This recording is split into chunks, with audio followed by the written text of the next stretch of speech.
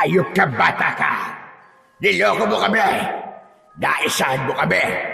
Pagsisisihan mo ang ginawa mo pagsunog sa bahay ko! Uubusin ko kayong lahat! Papatayin ko kayo! Lalo-lalo ka na! Danilo! Yun ay kung makakabalik pa kayo sa mga katawan nyo! Ano? Ano ang ibig mo sabihin? Magsalita ka! Tignan mo kung anong ginawa namin sa kalahating katawan nyo. Wala na kayong babalik ang katawan. Wala na kayong gawala. Mamamatay kayo sa sikat ng araw. Katapusan na ng panggugulo nyo sa mga tao, lalong-lalo na sa mga buntis. Ito na magiging huli nyong gabi dahil simula na ng paniningil. Hindi! Hindi, hayop ka! Magbabayad ka! Dahil sa ginawa mo, gagawin ko lahat para mainom ko ang dugo mo. At kapag nangyari yun, makakahanap na ako ng panibagong katawan na makakapitan. Dahil uubusin ko ang katawan mo! Hindi! Dahil hindi ko hayaang mangyari yun. Hindi kayo magtatagumpay dahil uubusin ko ang mga lahi nyo. Lahat kayo, buburain ko kayo sa mundo at ipapatikim ko sa inyo ang kaparusaang hindi nyo malilimutan. Katapusan nyo na! Magandang araw po sa inyong lahat. Narito na naman po tayo sa paglalahad ng isang kwentong kapupulutan ng aral at katatakutan. Isang istoryang magpapakita sa katapangan ng batang si Danilo. Ang 10 taong gulang na bata ay mahilig makipaglaro ng pustahan ng labanan ng mga gagamba. Hindi siya marunong tumanggap ng kanyang pagkatalo. Kaya naman, ang madilim na bahagi ng kagubatan ay pinuntahan niya para hanapin ang kakaibang gagamba na makakatalo sa ibang mga gagamba. Ito ay ayon sa kanyang lolo Tasyo. Kaya lang, nakagat siya ng gagamba at nagdulot sa kanya ng kakaibang kapangyarihan. Ano ang magagawa nito laban sa mga aswang na manananggal? Ano-ano ang matutuklasan niyang lihim sa kapangyarihang taglay ng mutya ng 8 galamay ng gagamba? Sama-sama po natin pakinggan ang pakikipagsapalaran ng batang si Danilo. Ngunit bago po ang lahat mga idol, huwag po nating kalimutan mag-subscribe at i-hit ang notification bell sa aking YouTube channel na The Voice Addict at Apong Isaak para sa mas marami pang makapigil hiningang kwentong aswang at katatakutan mula sa mundo ng kababalaghan. Umpisahan na po natin ang kwento. Sige, banatan mo pa! Ano, lalaban ka pa? Sige, balutan mo na ng sabot ang katawan niya nang matapos na ang laban! Hindi kami magpapatalo ng alaga ko! Lalaban kami! Uy, teka, sandali lang! Nandadaya ka naman, Ramil eh. Ako na nga lang ang mag-aawak ng tingting. Kinakalog mo pag malapit na matalo ang gagamba mo eh. Kanina ko pa nahalata eh. Wala namang dayaan, walang ganyanan. Aba teka, sandali lang din. Huwag mong agawin yung tingting sa akin. Parang hindi ko nagugustuhan ang tono ng pananalita mo, Danilo ah. Wala akong dinadaya rito, no? Wala namang bintangan. Bakit? Totoo naman ah. Nakita mo ba? Nakita mo ha, nanandaya ako? Oo, kitang-kita ng dalawang mga mata ko. Kaya wag na nating ituloy ang laban. Akin na ang pusta ko. Anong pusta sinasabi mo? Sino ba nag-aawak ng pera? Abat, ano sino? Ibinigay ko sa inyo ang pusta ko ah. Umayos ka. Tatamaan ka talaga sa akin kapag di mo nilabas ang pera ko. Kahit magkasubukan pa tayo. Tignan mo sa bulsa ko para malaman mong hindi ko hawak ang pusta. Hindi na kita kailangan subukan, Ramil. Matagal mo na itong ginagawa eh. Akin na. Bigay mo na sa akin ang pusta, walang dayaan. Matagal na tayo naglalaban ng mga gagamba. Ngayon pa ba naman tayo maglolokohan? Yun na nga eh. Matagal na tayo naglalaban ng gagamba. Pinaparatangan mo pa ako mandaraya. Ibalik mo na lang sa akin ang pusta ko. Itigil na natin ang paglalaban ng gagamba. Sige, ganyan ka naman eh. Kapag malapit ka ng matalo eh, gumagawa ka ng paraan para mabawi ang pusta mo. Siguro, pambili na naman to ng bigas nyo no? Kaya ka nagkakaganyan. Ituloy na ang laban. Kapag natalo ko, saka ako ilalabas ang pusta. di inamin mo rin na nasa iyo nga ang pera. Wala nang bawian. Ituloy ang laban. Sige, simulan na ulit. Pero kapag nakita ko pa na ginagalaw-galaw mo ang tingting, lagot ka talaga sa akin. Sa isang liblib na baryo ng San Ildefonso ay nauuso ang laro ng pustahan ng gagamba. Nagsimula yon sa kanilang mga magulang hanggang sa namana nila sa mga ito. Nung una ay wala pang pustahang nagaganap. Hindi nagtagal ay nauwi rin yun sa perahan. Sa katunayan, marami na ang mga nagkakahiwalay na mag-asawa dahil sa pagkakalulong ng mga ito sa sugal. Ang 10 taong gulang na batang si Danilo ang pinakamagaling na mag-alaga ng mga gagamba. Sa katunayan, marami na ang bumibili sa kanya ng mga ito at ibinibigay niya yon sa kanyang inang buntis na si Aling Salvi. Pero ngayon, dala ng kanyang pagkaadik sa larong gagamba, pati ang pambilisanan nila ng bigas ay naipusta niya. Naramdaman niyang matatalo siya sa larong yun dahil sa pandaraya sa kanya ni Ramil. Kaya't naisipan niyang hanapin ang pusta at umuwi na lang. Kaya lang, sa kasamaang palad, sa gitna ng kanilang laban, natalo ang kanyang gagamba. Sa kauna-unahang pagkakataon, naranasan niya kung paanong matalo. At yun ang hindi niya matanggap-tanggap, lalo na at alam niyang dinaya lamang siya ng kalarong si Ramil, kaya nanalo ito. Umingay ang tuksuan at asaran ng mga batang natutuwa sa pagkatalo ni Danilo. Mababawasan na raw ang kayabangan niya. Paano ba yan? Sa wakas, natalo rin kita, Danilo. Umuwi ka na sa inyo at maghanap ka ulit ng gagamba.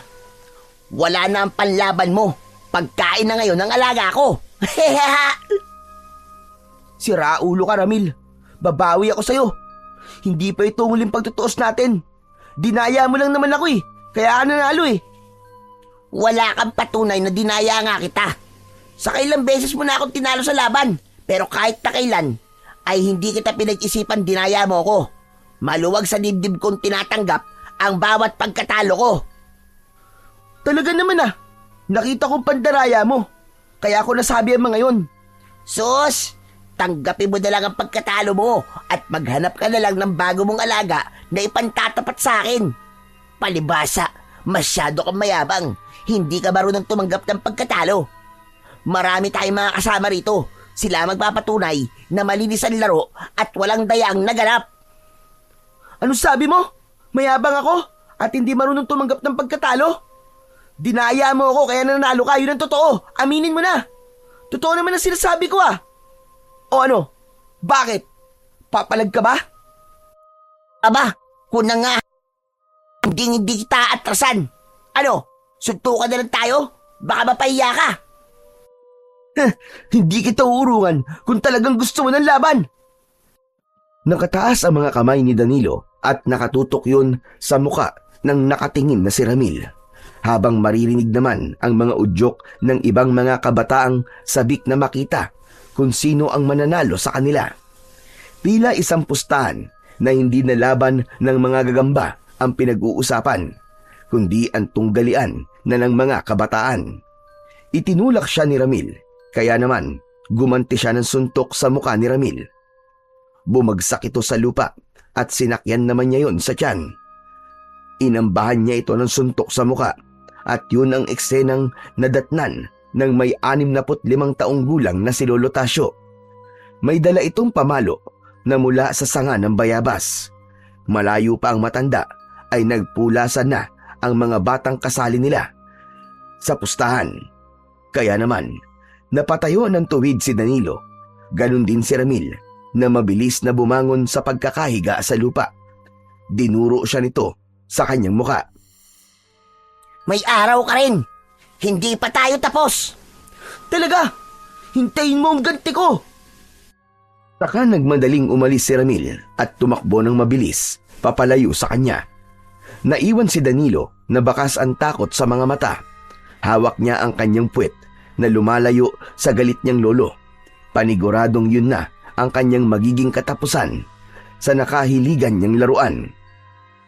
Muli na naman siyang makakatikim ng hagupit ng pamalo ng kanyang lolo. Halika ka rito! Halika rito, bata ka! Lumapit ka rito! Kanina ka pang hinihintay ni Salve at yung bigas ay hinihintay din. Anong oras na'y wala ka pa?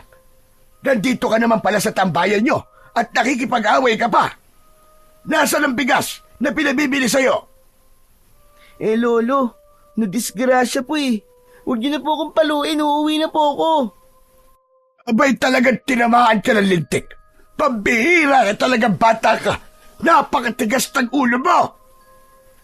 Kasi po Kasi ano? Naipatalo mo na naman sa sugal. Abat ang lintik na batang ire.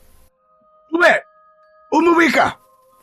Doon tayo magpapalpagan ng puwet. Talagang mapapalo na kita dahil sa katigasan ng ulo mo. Hindi na hinintay pa ni Danilo na malapitan pa siya ni Lolo Tasio. Mabilis siyang tumakbo papalayo sa matanda at tinahak ang daan pauwi sa kanilang bahay. Sinubukan niyang dumaan sa tindahan ni Aling Maria para umutang ng bigas. Subalit sinabi nitong hindi na ito magpapautang dahil malaki na raw ang utang ng kanyang ina sa tindahan nito. Ang kanya namang amang si Mang Larry ay kauutang lang din daw ng pera dito na ginamit daw na pamasahe papunta sa trabaho nito sa minahan. Dismayadong naglakad si Danilo at nagsisisi sa kanyang nagawa. Babawi siya. Yun ang kanyang banta sa ginawa sa kanya ni Ramil. Muling napalingon si Danilo sa hulihan ng kanyang daan at nakita niya ang mahinang paglalakad ng matanda na hindi pa rin binibitiwan ang hawak nitong patpat. Tila alam na nito na nagastos niya ang pambili ng bigas. Bumakas sa mukha ng matanda ang galit at mas nilakihan pa ang pagakbang ng mga paa nang makita siya.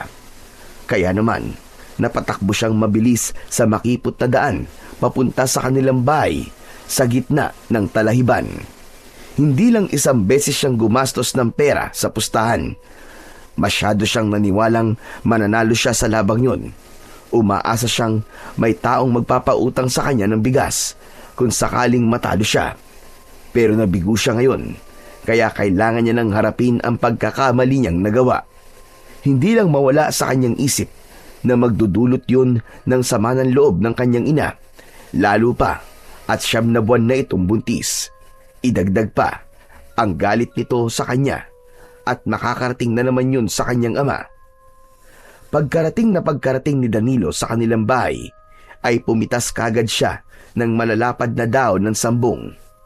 Ipangsasapin niya yun sa kanyang puwet para hindi niya masyadong maramdaman ang sakit ng palo ng kanyang lolo Tasio. Nakaupo siya sa puno ng hagdan habang hinihintay ang pagdating ng matanda. Diyos ko, batang ito. Nakita ka na ba ng nanay mo? Hala, sa loob ng bahay. Sige, doon tayo mag-uusap. Lintik kang bata ka. Pinagod mo ako. Lo, wag na po. Wag niyo na po akong paluin ng sanga ng bayabas. Masakit po yan eh. O ano? Alam mo naman palang masakit ang mapalo. Bakit nagpapasaway ka pa? Paano kung tatay mo ang nakakita sa'yo? Hindi lang palo ang aabuti mo sa kanya. Hala, sige. Dumapa ka. Nang magtanda ka ng bata ka, wala ka na talagang sinusunod na payo naming matatanda. Palagi ka na lamang sumusuway sa ipinag-uutos namin. Nakikipagbasagang ka pa ng muka. Hala, sige. Dapa! Hindi naman po natuloy, Lo dahil dumating po kayo eh. Dinaya po kasi ako ng Ramil na yun eh. Kaya nga po nakikipag-away ako sa kanya. Dinaya ka man o hindi. Hindi ka dapat nakikipagbasag ulo. Lalo na ang magsugal. Alam mo ba, kung natuloy ang pagsusuntukan ninyo, masaktan mo siya o masaktan ka niya, pareho ang suma nun. Magulang nyo magdudusa. 1 kilong bigas nga lagi, pahirapan pa tayo makabili. Tapos magpapagamot pa nang nasaktan mo. At kung mamalasin pa, baka ikaw pa ang ospital. Kayang-kaya ko naman pong labanan yun, Lo Hindi naman po makakatama sa akin ang suntok yun dahil sa galing ko po makipaglaban. Para saan pa po? At tinuruan po ako ni tatay sa pakikipaglaban. Yan! Diyan ka magaling na damuho kang bata ka. Ang makipagbasaga ng muka, makipag-away at magyabang. Hambog ka. Walang patutungo ang maganda. Ang masyadong mataas ang tingin sa sarili. Hala, dumapa ka! Dapa! Akma na sanang dadapa sa sahig na kawayan si Danilo nang lumabas ang kanyang ina mula sa silid nito. Hawak nito ang maumbok na tiyan habang pangiwi-ngiwi ang muka. Aba, Salve! Ano nangyayari sa'yo? Tumagot ang kanyang ina na bakas ang sakit sa boses nito. Dahan-dahang tumayo si Lolo Tasyo at inilalayan ang anak. Halata ang panginginig sa kamay ng matanda habang nakaalalay kay Aling Salvi. Ipinagpasalamat yun ni Danilo dahil kahit papano ay hindi matutuloy ang pamamalo ng matanda sa kanya. Saktong pagtayo niya ay nahulog naman ang dahon ng sambong sa kanyang short at bumagsak yun sa sahig. Napansin yun ng matanda at dahil sa galit, nakurot siya nito sa singit. Nako! Nako talaga ikaw na bata ka! Balak mo pa akong isanan eh! Magsasapin ka pa ng sambong sa puwet mo! Mamaya ka talaga sa'kin! Humanda ka! Sa kabila ng sakit na nararamdaman ni Aling Salvi, ay nagawa pa rin itong tanungin ang matanda kung ano ang nagawa ni Danilo at kung bakit galit na galit ito sa anak. Ikinuwento naman ng matanda ang nangyari kanina at kahit gustong magsalita ng kanyang ina para pagsabihan siya, ay hindi nito magawa. Hindi raw mawala-wala ang pananakit ng tiyan nito. Nako po! Baka naman manganganak ka na, Salve! Magkakasunod na iling ang ginawa ni Aling Salvi. Ayon dito, ay kinausap lang daw ito ng matandang babae na may dalang bag. Nanggaling daw ang matandang babae sa malayong lugar at meron itong hinahanap na kaibigan. Hindi naman ito sinabi kung sino at kung ano ang pangalan ng kaibigan. Natuwa pa nga raw ang matanda sa tiyan ni Aling Salvi. Sandali lang. Natatandaan mo ba ang mukha niya? Kung hindi ako nagkakamali, nauusog ka, anak. Kailangan malagyan ng kalamansi ang tiyan mo. Danilo, ikuha mo yung ina ng kalamansi. Bilisan mo! Ha? Sige po, Lolo. Mabilis na tumakbo sa labas ng bahay si Danilo para pumitas ng ilang piraso ng bunga ng kalamansi sa harap ng bahay nila. Ang kalamansi ay gamot sa buntis na napapangamuyan ng mga hindi nakikilalang tao. Sa kanilang baryo ay laganap ang pamiminsala ng iba't ibang klasing mga aswang na ang pangunahing pinupuntirya ay ang mga buntis na malapit ng mga anak. Mabangong mabango ang mga nanay na malapit ng mga anak sa mga elementong nagtatago sa dilim. Ilang minuto lang ang lumipas ay bumalik na siya sa loob ng bahay habang si Lolo Tasyo naman ay natatarantang naglagay ng baga sa bao. May nakahanda na itong palaspas, insenso't kamangyan na dati nang nakahanda magmula nang magsimulang magdalang tao ang kanyang ina. Palayang paypay nito sa usok na nasa loob ng bao habang nakakapit yon sa pagitan ng dalawang hita ng kanyang ina. Bilisan mo, Danilo! Hiwain mo na kagad ang kalamansi at ihahaplas ko yan sa tiyan ng iyong ina. Mabuti rin nakasiguro tayo na hindi nga masamang nilalang ang matandang nakausap mo, Salvi. Sinabi ko naman kasi sa'yo na iiwasan mo makipag-usap sa mga taong hindi mo nakikilala. Lalo na sa mga oras na ito. Danilo! Ano ba? Bilisan mo! Opo, Lo. Nandito na po. Lo, bakit pinapausukan niyo po ang tiyan ni Nanay? Proteksyon ito laban sa pang-amoy ng mga aswang na magtatangka sa buhay ng nanay mo, maging sa kapatid mo na nasa loob pa ng kanyang sinapupunan. Hindi pa ito ang araw ng kanyang panganganak, kaya hindi siya dapat nakakaramdam ng pananakit ng kanyang tiyan.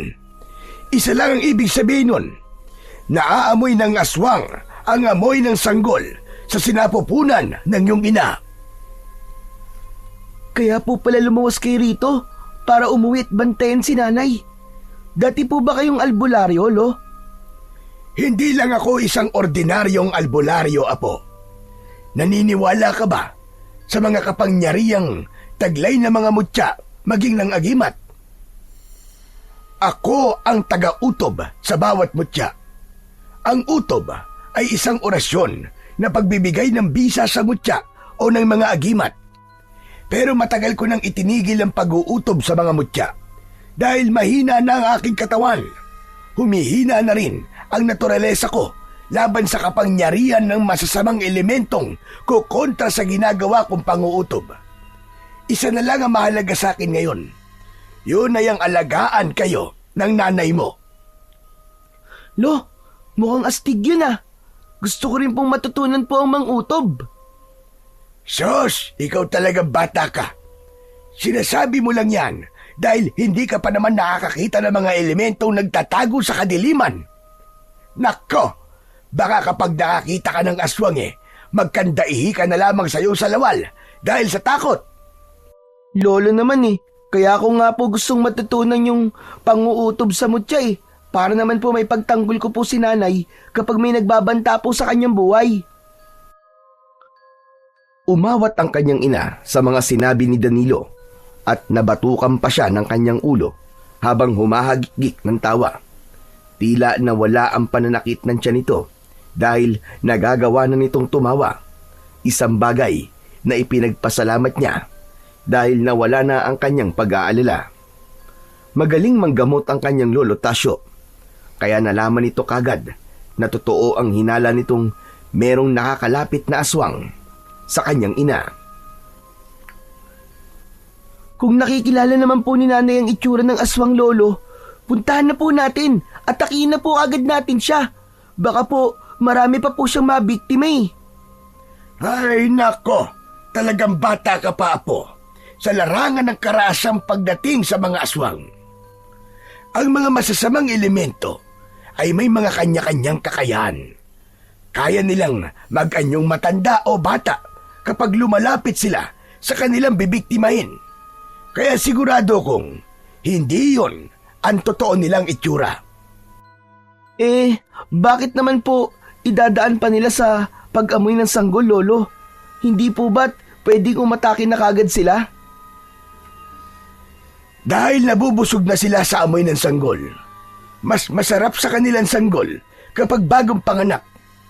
Teka, tara na nga pala sa labas at nang maituloy na natin ang paluan, marami ka nang nagiging tanong Lolo naman akala ko po ba ayos na? Hindi na po ako ulit. Huwag niyo na po akong paluin. Oo na, sige na. Hindi na kita papaluin. Tara na sa labas. May iba pa tayong pag-uusapan para makapagpahinga na muna ang nanay mo. Talaga po ba, lolo? Wala na pong halong biro yan? Wala. Hindi naman kita basta-basta pinapalo. Hindi ba? At kaya ka nasasaktan ay dahil kasalanan mo rin naman. Tutale, napag-usapan na natin ang masasamang elemento. Ang mabuti pa ay pag-usapan na rin natin kung anong uri sila ng aswang at kung ano ang kahinaan nila para alam mo na rin ang gagawin mo kapag wala na ako sa tabi mo. Lolo naman huwag naman po kayo magsalita ng ganyan, lo. Inakbayan si Danilo ni Lolo Tasyo palabas ng kanilang bahay. Naiwan naman si Aling Salvi na nakangiti pa rin na nakatingin sa maglolo. Nang sumapit sila sa pinakabalkonahe ng kanilang bahay, ay naupo ang matanda sa mahabang bangko na gawa sa tabla ng kahoy, habang ang sahig ng balkonahe ay ang mismong lupa. Nakaharang ang kanilang pintuan sa malawak na talahiban na merong berdeng kulay. Sariwa ang hangin na pumapasok sa loob ng balkon, habang si Lolo Tasyo naman ay nakatanaw sa malayo na parabang may malalim itong iniisip. Tila abot ng paningin nito ang mataas na bundok. Lolo, ano po bang pag-uusapan natin? Hindi ba't mahilig ka rin namang maglaro ng gagamba? Opo. Alam mo bang may alam akong isang pambihirang gagamba na may taglay na galing pagdating sa pakikipaglaban? Matatagpuan yon sa gitna ng kagubatang tinatanaw ko ngayon. Nang hindi pa namatay ang lola mo, Doon sa tuktok ng bundok. Doon kami nakatira. Teka, sandali lang po, Lo. Aling gagamba po ba ang sinasabi nyo? Saka, parang ang layo naman po yata ng bundok para sa gagamba lang. Natitiyak kong kagubatan po yun at maraming mababangis na hayop po nakatira doon. Di ba't gusto mo makabawi sa tumalo sa'yo? Para hindi ka na naghamon ng away, idaan mo sa patas na laban. Parang ayaw mo yata eh. Lolo naman syempre gusto ko po. Kaso nga lang po ang layo po kasi na sinasabi niyong kinaroroonan ng gagamba na yun Hindi yun malayo, Apo. Malapit lang ang kinaroroonan ng tirahan ng mga gagamba na sinasabi ko. Matatagpuan yon sa daon ng puno ng akasya na merong nakalukot o nakatiklop na daon na ang kulay ay kahel. Yun ang palatandaan na may nakatirang gagamba roon. Sinasabi ko to sa'yo dahil bahagi ito ng panghuli mong pagsasanay sa pakikipaglaban. Pero parang ayoko po, Lo Di bali na lang po ako matalo kaysa ang sumugod po doon sa gubat na yan. Baka naman po hindi na ako makauwi ng buhay Napahalakhak ng tawa si Lolo Tasyo at ginulo ang buhok ng apo. Tumayo ito sa upuan at hinarap siyang mabuti habang nakatitig sa mukha niya. Sinasabi ko to sa'yo dahil apo kita. Mahal kita at gusto ko matutunan mo ang lahat hanggang sa paghuli ng gagamba. Alam mo bang ang gagambang sinasabi ko ay namimili ng batang pagpapakitaan ito? Kaya kung gusto mo magkaroon ng ganong klaseng gagamba, hanapin mo siya sa pusod ng kagubatan. Paghirapan mo ang bagay na gusto mong makuha. Pupunta ka ron na mag-isa at walang isasamang mga bata. Sa tono po ng pananalita nyo, Lo, ito na po yung matagal nyo nang sinasabi sa akin tungkol sa pakikipaglaban sa sariling takot.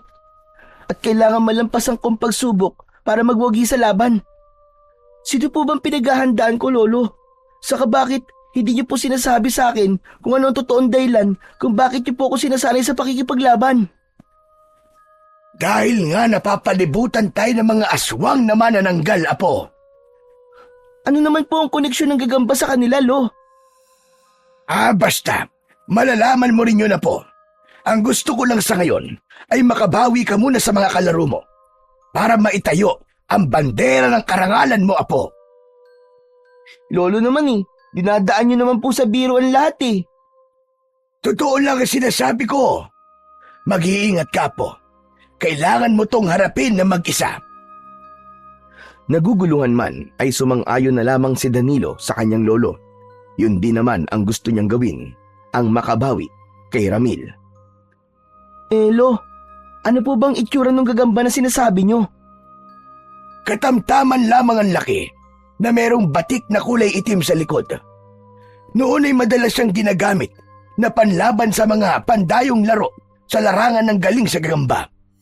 Hanggang sa tuluyan ang nakalimutan ng mga tao ang tungkol dito at nanatili na lamang ang laro sa maliliit na baryo. Ano po ang batik, Lo?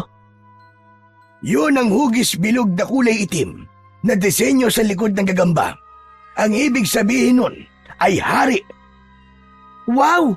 Ang astig naman po pala nun, Lolo. Isang makahulugang pagngiti ang sumilay sa labi ni Lolo Tasyo. Para itong nakakita ng pag-asa. Isang pagkislap ng mga mata na hindi maunawaan ni Danilo kung para saan. Hanggang sa kinagabihan ay hindi siya dinalaw ng antok. Sabik na siyang umahon sa bundok para maghanap ng gagamba. Sinabi ng kanyang lolo na huwag yung ipapaalam sa kanyang ina para hindi na ito mag-alala. Basta ay hindi siya magpapaabot ng dilim sa gubat. Kaya naman kinabukasan ay nagpaalam lang siya sa kanyang ina na mangunguha lang ng panggatong sa bundok na madalas naman niyang ginagawa. Kaya naman naniwala si Aling Salvi at pumayag ito. Nakaabang na si Lolo Tasyo sa paglabas niya ng silid. Sinilip niya muna ang kanyang ama na natutulog katabi ang kanyang inang nagtitiklop ng damit.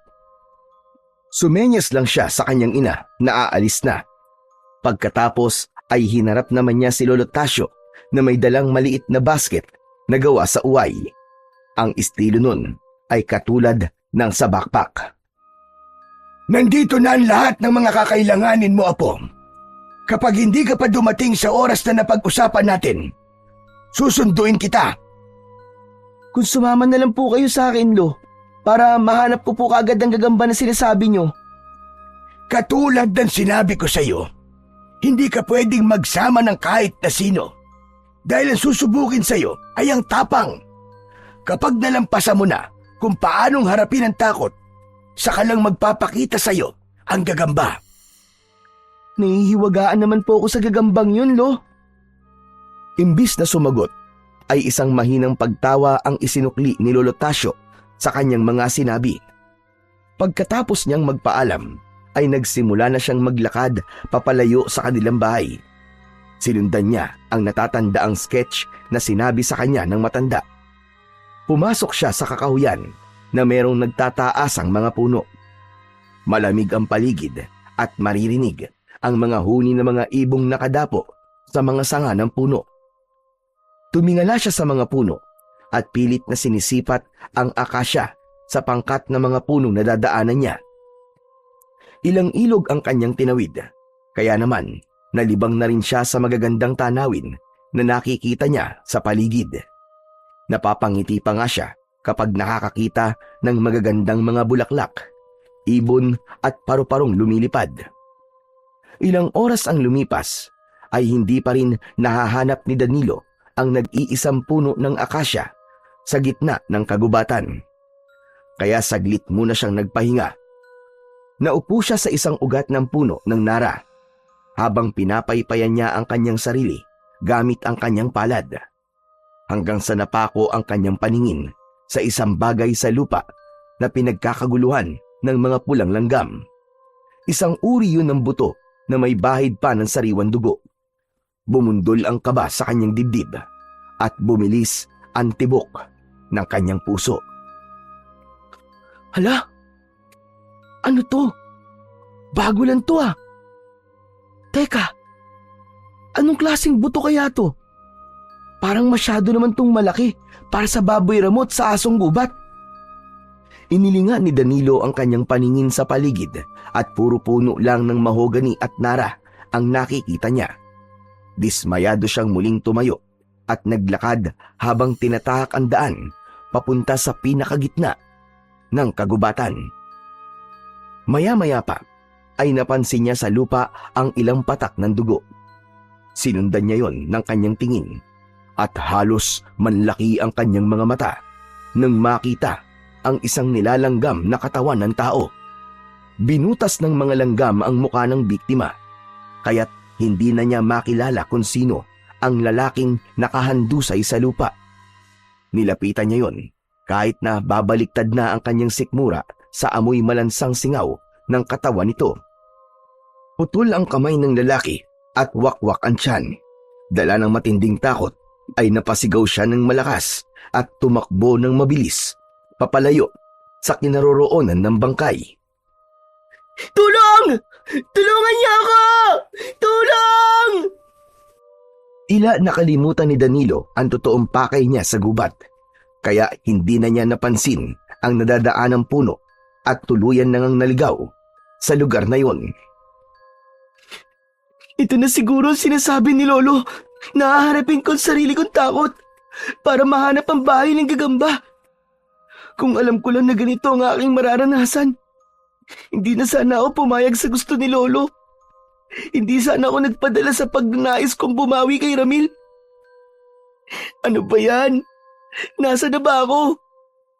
Nasaan lugar na kaya ako? Nagpalinga-linga sa paligid si Danilo habang ang kaba ng kanyang dibdib ay tila kampana ng simbahan na bumibingi sa kanyang tenga. Hindi siya makapag-isip, sadyang mahirap kalaban ang takot, lalo na kung aktwal niyang nakikita ang pinagmumulan ng takot niya. Ang takot niya sa mga taong brutal na pinatay. Isang palatandaan na ang gubat na kanyang napuntahan ay lugar na madalas iwasan ng mga tao. Dahil sa mga nakatirang mababangis na nilalang o masasamang elementong nakatira sa kabundukan. Nawala ang kanyang pag-aalala nang makita niya ang isang matandang lalaki na may kulay puting buhok. Sa makapal nitong buhok na balbas at bigote ay hindi na halos makita ang kabuuan ng itsura nito. May hawak itong tungkod, subalit hindi ito umiimik.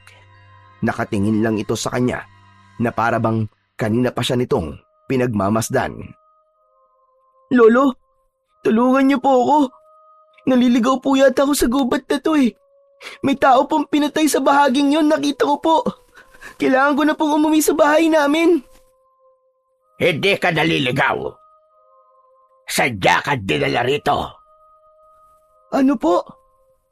Ang takot sa iyong dibdib ay kasama sa pagsubok upang makarating ka sa lugar na nakalaan para sa iyong hinahanap.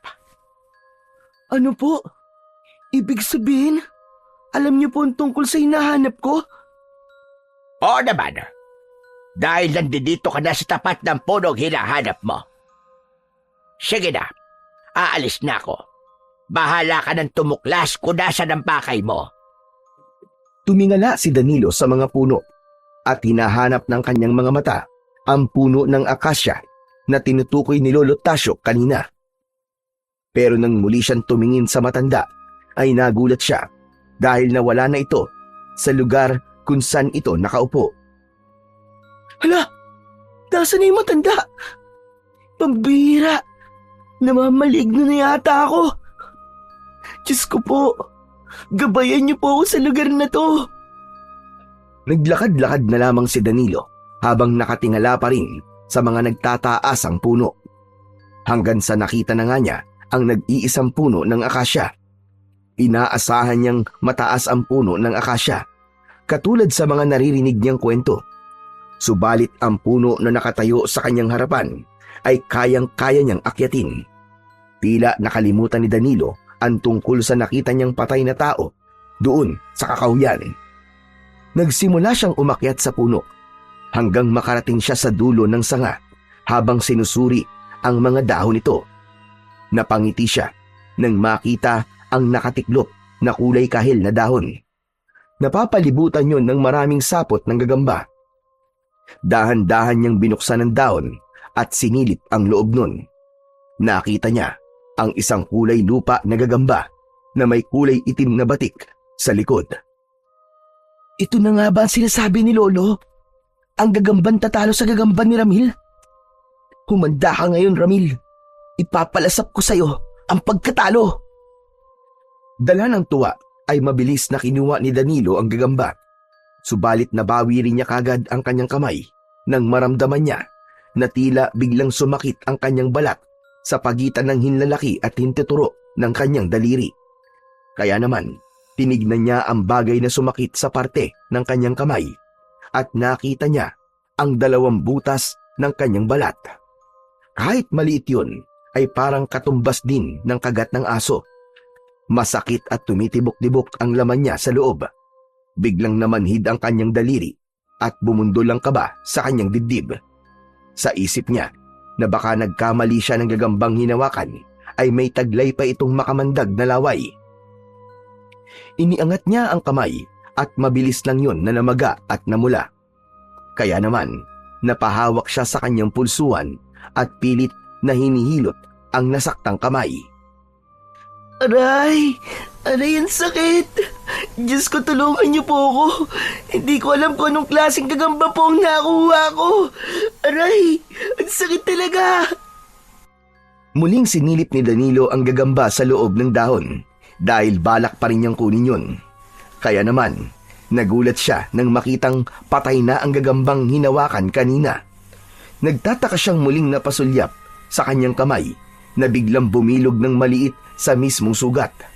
Nakaramdam siya ng hilo at dahil sa pagmamadali niyang makababa sa puno ay hindi niya napansin na bulok na pala ang sanga na kanyang nahawakan. Diretso sana ang pagbagsak niya sa lupa kung hindi siya nakakapit sa isa pang sanga. Naunang nahulog ang kanyang mga gamit na laman ng kanyang basket na bag.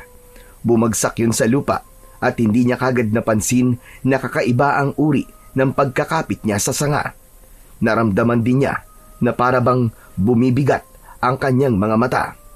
Kaya naman, dahil sa sakit na kanyang nararamdaman, ay kagad siyang bumagsak sa lupa at nawalan ng malay. Nagising si Danilo sa mahinang pag-ugik ng baboy ramong nagdudukal ng lupa sa kanyang tabi. Dahan-dahan siyang bumangon sa kanyang binagsakan lupa at iginala ang kanyang paningin sa paligid. Madilim na yon at tanging ang liwanag lang ng buwan ang nagsisilbing liwanag sa lugar na yon. Nahawakan din niya ang sugat sa kanyang likod, sanhi ng kanyang pagkahulog. Kasunod naman ang kanyang kamay na nakagat ng gagamba. Tumayo si Danilo at sinipat ang daan kung saan siya pwedeng magsimulang maglakad papalabas ng kagubatang yon. Hanggang naramdaman niya ang malakas na pagaspas ng pakpak sa himpapawid. Tunog yun na parang napupunit na kumot. Kasunod ang huni na parang malaking ibon. Kaya naman, napatingala siya sa langit dahil nagkakagulo ang mga ibon sa puno. Ganun na lamang ang panlalaki ng kanyang mga mata nang makita ang isang nilalang na lumilipad sa harap ng bilog na buwan, kasama ang iba pang mga nilalang. Tila isang putol na katawan ng tao na tinubuan ng malapaniking pakpak. Sa ilalim, sa bahagi ng bewang ng mga ito, ay parang may nakalaylay na laman loob ng tao. Diyos ko po! Maninanggal! Isang manananggal ang mga nilalang na nakita kong lumilipad! Dahil sa kagustuang makita ng malinaw ni Danilo ang mga nilalang na lumilipad sa himpapawid, nagmamadali siyang umakyat ng puno sa mas mataas pa na puno ng akasya. Tila mga uwak na manananggal habang lumilipad sa gitna ng bilog na buwan. Hindi napapansin ni Danilo na mas mataas ang punong inakyat niya. Saka lang naunawaan ni Danilo na nagkaroon siya ng kakayahang makaakyat ng ganong kabilis. Binalot ng pagtataka si Danilo at pinagmasdan ang ibaba ng puno at ang kanyang palad. Hala! Imposible! Paano kung nagawa yun? Naku po! Munti ko na makalimutan. Kailangan ko nang umuwi sa bahay. Tsak na nag-aalala na sa akin si nanay at tatay. Baka sulod pa rito si Lolo Tasyo. Lagot ako! Unang-una ay mabilis na nakaakyat si Danilo sa puno. Kasing bilis naman siya ng ibon na nakababa sa puno. Tinalon lang niya ito mula sa itaas ng puno hanggang sa lupa. Pagbagsak niya sa lupa ay muntik pa siyang mapatalon sa takot nang magpakita sa kanya ang matandang ermitanyong nakausap niya kanina. May hawak itong tungkod at naupo sa putol na sanga ng nara. Huwag kang magtaka sa mga kakayahang taglay mo. Dahil pinili ka naggagamba para sa mutya. Naipasa niya na sa'yo ang mutya nang hindi mo namamalayan. Ano? Mutya ng gagamba? Hindi ko po kayo maintindihan eh. Nagkakamali po kayo. Wala po akong kinukuhang gagamba. Namatay nga po yung gagamba na kumagat sa akin kanina eh. Teka, sandali lang po Lolo, sino po ba kayo? Saka bakit po bigla-bigla na lamang po kayong lumilitaw sa harapan ko? Ako ang ermitanyong nagbabantay sa gagamba. Habang hindi pa rin niya na ipapasa ang butya sa tagapagbantay nito. Isang butyang tatalo sa lumalakas na kapangyarihan ng mga aswang na manananggal. Ang ibig niyo pong sabihin may mutya na po ako ng gagamba sa aking katawan? At yun na yung kagat niya sa kamay ko? Muntik po ako mamatay kanina eh. Kailangan mo nang umalis dahil nasa panganib ang nanay mo. Naghihintay siya sa'yo dahil kanina ka pang nawawala. Baka maisipan niyang sumunod sa'yo para hanapin ka. Mapapahabak siya, natitiyak kong sa bahay ng iyong ina ang punta ng mga alagad ng aswang na yon. Teka po, hindi niyo pa po sinasagot ang tanong ko. May taglay ka ng mutya ng 8 galamay ng gagamba. At ang unang magiging misyon mo ay ang iligtas ang nanay mo. Sige na, hindi pa naman ito ang huli nating pagkikita. Bumundol ang kaba sa kanyang dibdib nang muli niyang maalala si Aling Salvi na nanay niya. pati na ang pangako niya kay Lolo Tasyo. Katulad ng nauna nilang pagkikita ng matandang ermitanyo, naglaho ito sa kakahuyan at naiwan siyang natitigilan habang nakatingin sa kanyang kamay na merong sugat. Ni hindi na nga niya naisip ang tungkol sa mga aswang na nakita niya kanina. Lumitaw ang malakas na liwanag sa kanyang mga mata at malinaw niyang nakikita ang daan. Bukod pa ron, kaya na rin niyang maglakad ng mabilis. Alam na rin niya kung saan-saan siya dumaan kanina. Lahat ng pagbabago sa kanyang kakayahan ay nagsimula nang makagat siya ng gagamba. Kaya alam na niyang may kapangyarihan talagang taglay ang mutyang nasa sugat niya. Ang hindi lang niya maintindihan sa kanyang Lolo Tasyo ay kung bakit kailangan itong maglihim sa kanya. Wala itong sinabi tungkol sa kakayahan ng gagambang ipinapahanap sa kanya. Bigla siyang nakaramdam ng sama ng loob para sa matanda dahil pakiramdam niya maraming itinatagong lihim sa kanya, si Lolo Tasyo. Nakahinga lang ng maluwag si Danilo nang matanaw na niya ang malawak na talahiban at sa gitna ay ang kanilang tahanan. Tama ang nakausap niyang ermitanyo. Naghihintay sa kanya ang kanyang mga magulang sa labas ng kanilang bahay. Kaya lang ay bigla siyang nakaramdam ng takot nang makita mula sa himpapawid ay pabulusok na lumilipad ang mga aswang. Tila gusto ng mga ito na dagitin ang kanyang ina dahil sa malakas na huni ng mga manananggal na patingala sa langit si Mang Lari at naiiwas na kagad nito ang asawang si Aling Salvi. Pasadsad na lumipad ang aswang. Kasabay ng pagsigaw ni Danilo ang pagtalo niya sa ere para salubungin ng aswang. Tinamaan niya ng suntok sa muka ang manananggal. Kaya naman, pasadsad itong bumagsak sa lupa. Tay!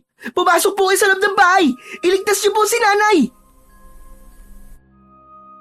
Mabilis na pumasok ang mag-asawa sa loob ng bahay. Samantalang si Lolo Tasyo naman ay lumabas na rin mula sa kusina. May dala itong itak at maraming asin. Mabilis na nilapitan ng matanda ang nakahigang manananggal sa lupa. Sinabuyan ito ng asin ang umaangil na manananggal. Natutunaw ito sa asin kasabay ng paglitaw ng mga usok nito sa mga laman loob na nakalapat sa talahiban. Mabilis na kumilos ang matanda at ito mismo ang pumugot sa ulo ng aswang. Natulala si Danilo sa itsura ng katawan ng manananggal dahil matulis ang mga pangil nito. Ang malapaniki nitong pakpak ay nakadipa pa sa lupa habang tunaw ang katawan ng aswang. Narinig ni Danilo ang sigawan sa loob ng bahay ng mag-asawa, kaya alam na niyang meron pang isang nilalang na nakapasok sa silid ni Aling Salvi. Malakas niyang inagaw sa matanda ang dala nitong asin at pumasok siya sa loob ng kanilang bahay. Nay! Kitang-kita ni Danilo ang pakikipagpambuno ng kanyang ama sa nakapasok na manananggal. Pinipilit ng aswang na yon na abutin ng kamay nito ang kanyang ina na takot na nakasiksik sa dingding habang yakap nito ang sariling tiyan. Mas dinamihan niya ang pagsaboy ng asin sa katawan ng manananggal. Kaya naman, nakabitaw ito sa pagkakahawak sa damit ng kanyang ama habang umaangil na hinahawakan ng katawan na tinatamaan ng asin. Kasunod ang pagwawala nito, ang paghahanap naman ng pintuang malalabasan para tumakas. Pero bago pa ito nakalabas, ay nahawakan na niya ang pakpak nito at hinila niya yon sa labas ng kanilang bahay. Ibinuhos niyang lahat ang asin sa katawan nito. Siya na rin ang kumuha sa itak na hawak ng matanda at walang kaabog-abog na pinugutan niya ito ng ulo. Nakita yon ng kanyang ina. Bumakas ang takot at pag-aalala sa mukha nito. Kasunod ang makahulugang pagsulyap ng natitigilan na si Lolo Tasyo. 2 manananggal ang napatay niya, kaya alam niyang may 2 pang aswang ang nakamasid sa kanila at biglang natakot nang makita ang paraan niya ng pagpatay. Para siyang naging ibang tao sa kakayahang taglay niya. Bilang isang bata ay astig na yun para sa kanya. Napansin niyang galit ang kanyang ina nang pumasok ito sa loob ng bahay. kaya't naiwan silang dalawa ni Lolo Tasyo. Matagal silang nagkatinginan ng may bahid ng pagtataka. Mukhang nahanap mo na ang sinasabi ko sa iyong gagamba dahil sa mga kakayahang nakita ko sa iyo. Paano niyo po ako nagawang lokohin, Lo? Alam niyong may kamandagagagambang yon at hindi isang ordinaryong hayop na pwedeng huliin ng basta-basta na lang. Bakit po kayo nagsinungaling sa akin?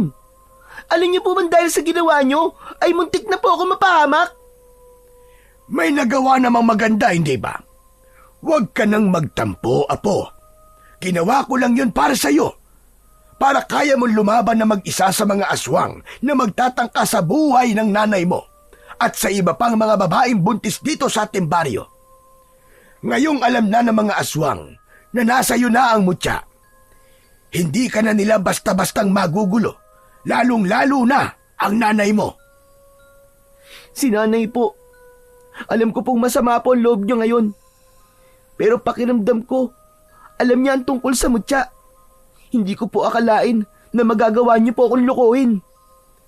Ay, nako. Pagpasensyahan mo na ako, Apo. Ngunit balang araw ay maiintindihan mo rin kung ano ang ibig kong sabihin. Sige na, ako nang bahala rito. Kausapin mo na ang nanay mo ron sa loob. Tumalikod na si Lolo Tasyo sa nakatayong si Danilo. Natanaw niya ang papalayong matanda habang papasok ito sa kusina. Sa isip niya ay masama pa rin ang loob niya rito dahil hindi sinabi ng kanyang lolo ang buong katotohanan tungkol sa mutya ng 8 galamay ng gagamba. Dahan-dahang pumasok sa bahay si Danilo at nakita niya ang kanyang ama na nakaabang sa upuang nakaharap sa lamesa. Masama ang tingin nito sa kanya at bakas sa muka ang galit. Nauunawaan naman niya kung bakit galit ang mga ito sa kanya. Hindi siya nagpaalam ng maayos at nagsinungaling sa kanyang ina. Tay, patawarin niyo po ako kung nagkamali po ako at pinag-alala ko po kayo. Ang totoo po ay naghanap lang po ako ng gagamba. Mangyaring naligaw po ako sa gubat kaya inabutan po ako ng pagdilim sa daan. Nang marinig di Mang Larry na hindi naman sinasadya ng anak na ginabi na ito, ay tumango ito at hinawakan siya sa ulo. Sinabi nitong lubha lang silang nag-alala para sa kanya. Lapitan daw niya ang kanyang ina na masama pa rin ang loob. Sinilya pa ni Danilo ang pintuan ng silid ng kanyang mga magulang at si Aling Salvi naman ang kanyang nilapitan. Pagpasok niya sa loob ng silid nito, nakita niyang nakaupo ang kanyang ina sa gilid ng katre at hindi tumitingin sa kanya. Nay, pasensya na po kung di po ako nakapagpaalam sa inyo ng maayos. Hindi pa rin tumitingin sa kanya ang kanyang nanay na si Aling Salvi. Kaya naman, mas lumapit pa siya rito at hinarap ang kanyang ina. May bakas ng luwa ang mga mata nito na sinabing hindi ito naniniwalang naligaw siya at hahanap lang ng gatong sa kagubatan. Dahil ang totoo ay may usapan daw sila ni Lolo Tasyo. Kaya masama ang loob ng kanyang ina dahil alam daw nito kung ano ang dahilan kung bakit siya nanghuli ng gagamba. Humarap ito sa kanya at sinalubong ang kanyang mga mata ng tingin. Para bang nakikita niya sa mukha nito ang matinding takot at pag-aalala. Nay, ano po bang ikinakatakot nyo? Nandito na po ako at ligtas at wala pong sugat sa katawan. Hinawakan ng kanyang ina ang kanyang kamay na may kagat ng gagamba at iniangat niya yon sa ere. Ipinakita yon sa kanya. Maya-maya pa ay pumasok sa loob ng silid nito si Lolo Tasyo. Sinabi ni Aling Salvi kay Danilo na alam nito ang tungkol sa mahiwagang sugat na yon at bakas sa mga mata nito ang galit na tumingin sa muka ni Lolo Tasyo. Nakatayo lang ito sa may pintuan at hindi makapagsalita. Sinabi rin ng kanyang ina na talaga bang hindi na raw magbabago ang kapalaran ni Danilo. Isang bagay na hindi naman maunawaan ni Danilo kung ano ang ibig sabihin ng mga ito. Galit na galit ang tono ng boses ng kanyang ina nang binitiwan nito ang kanyang kamay at nilapitan si Lolo Tasyo. Ang nakatakda ay nakatakda na. Hindi na magbabago kahit kailan. Patay na ang gagambang nagtanim sa kanya ng mutya. Hindi na niya yan mababawi sa kanya. Maliban na lamang kung buhay na niya ang kapalit. Dumadaloy na ang kapangyarihan sa kanyang dugo at magagamit niya yon para labanan ng mga aswang. Matagal na panahon na nating tinutugi sa mga aswang at ngayong nasa tamang edad na ang batang yan, tanggapin na lamang natin ang kanyang kapalaran. Lolo, Nay, sandali. Ano po bang pinag-uusapan nyo? Hindi ko po kayo maintindihan eh. Naguguluhan po ako sa inyo. Ikaw mismo ang pinili, Danilo, ng maiwagang gagamba. Isang alaga ng mga engkanto at pumipili ng mandirigmang mag-aalaga sa kanyang mutya. Ikaw ang matagal na niyang hinihintay para lumaban sa mga aswang na manananggal. Hindi napigilan ng kanyang ina ang hindi maiyak at bumalik sa higaan nito. Naupo ito sa gilid ng katre at isinubsob ang muka sa palad nito. Nay, wag na po kayong umiyak ko. Nandito na po eh. Nangyari na po ito. Ito po ba ang dahilan kung bakit po kayo nagsinungaling sa akin? Magsasalita pa sana si Danilo nang makarinig sila ng ingay sa labas ng kanilang bahay. Pati na ang pagliwanag ng kanilang paligid. Dahil yun sa mga sulo ng mga taong sumugod sa kanilang bahay, kasama ang mga tanod. Sa kabilang mga kamay ng mga ito ay may mga sibat, itak at may mga dala rin na mga asin na nakalagay sa kulay puting tupperware. Sa unahan ng mga kalalakian ay ang 3 babaeng umiiyak at kilala niya ang mga ito. Ang nasa gitna ay si Aling Tess at ina ni Ramil. Bakit kayo napasugod dito? Anong kailangan nyo? Sumagot si Aling Tess at itinuro nito si Danilo na nakatayo sa likod ng matanda. Sinabi ng nanay ni Ramil na ang kanilang mga anak ay nasa gubat pa. May nagsabi raw sa mga ito na isang matandang babae na maghanap daw ng gagamba sa kagubatan. Akala raw ng mga ito ay kasama si Danilo. Kaya naman, lalong napalakas ang hagulgol ng iyak ni Aling Tess nang makita si Danilo. Bumundol ang kaba sa dibdib ni Danilo nang maintindihan ang mga tingin sa kanya ni Lolo Tasyo. Sige po, sasama po ako sa inyo sa paghanap sa kanila, Aling Tess. Nasa panganib po ang anak nyo. Dahil kanina lang po ay may umatake po sa amin ng mga aswang na manananggal. Pati nga po ako gusto nila akong lapain eh. Hindi na sila namimili ng bibiktimahin. Kaya tara na po. Sasama ako, Apo. Baka mapahamak ka. Naramdaman ni Danilo ang paghawak ng malamig na palad ng kanyang ina sa kanyang braso at nang lingunin niya ito ay umiling-iling ito na wag daw siyang sumama dahil lubhang mapanganib. Si Mang Lari naman na tatay ni Danilo ay nagpasya na sumama na rin sa mga tanod. Kaya lang ay hindi ito pinayagan ni Lolo Tasyo dahil wala raw magbabantay kay Aling Salvi. Kaya sa huli, si Lolo Tasyo na at Danilo ang sumama sa mga tanod na magroronda. Maging ang mga magulang din ng mga batang nawawala ay sumama na rin.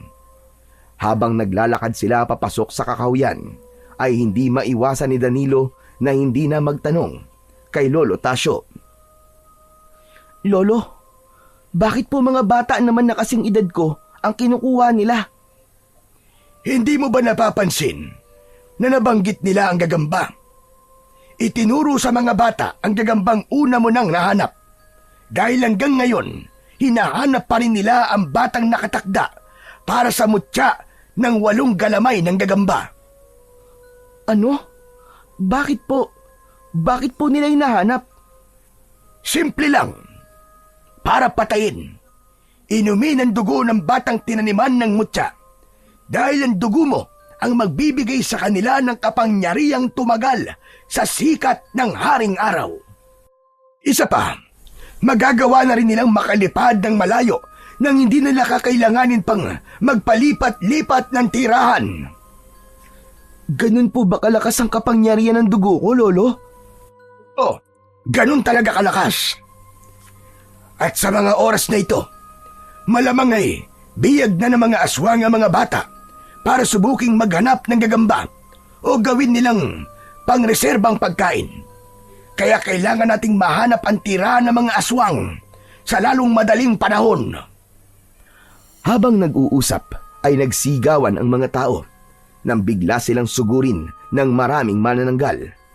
Tila pinipigilan silang pumasok sa pinakapusod ng kagubatan. Merong ilang lalaki ang nadagit at nadala sa impapawid. Ang iba naman na itinaas pa lang sa ere ay nakakalaban na kagad, kaya naman nabibitiwan ito at bumabagsak naman sa lupa. Wala pa ring ligtas dahil muling binabalikan ng mga manananggal ang nabibitiwang biktima. Ang maliwanag na sikat ng buwan ay nagmistulang kadiliman nang dumami ang mga aswang na lumilipad sa impapawid. Mistulang piyesta na nakahain ang mga putahing matagal nang hindi natitikman. Pumulot ng mga nahulog na tupperware sa lupa si Danilo at mataas siyang tumalon para sabuyan ng asin ang mga umaataking mga aswang na manananggal sa mga tao. Umingay ang buong paligid ng mga pag-angil ng mga aswang at bumabagsak ang mga ito sa lupa. Saka naman nagkaroon ng pagkakataon ang mga tao na pagtulungang patayin ang mga nakahandusay na halimaw. Sabay buhos niya ng mga asin sa katawan ng mga ito. Nasaksihan ng lahat kung paanong sinunog ng asin ang buong katawan ng manananggal. Diyos ko, mukhang marami na ang mga alagad ng mga manananggal. Apo, ginawa na nilang tirahan ang kagubatang ito. Kung ganun po, ay nasa pangalib na po talaga lahat ng mga tao na nakatira sa baryong to. Kaya mas lalo natin bilisan ang paghahanap sa mga bata bago pa mahuli ang lahat. Ipinagpatuloy nila ang paglalakad hanggang sa gitnang kagubatan. Kaya lang, biglang natigilan ang mga tao nang makita ang isang batang wala ng buhay na nakahandusay sa lupa.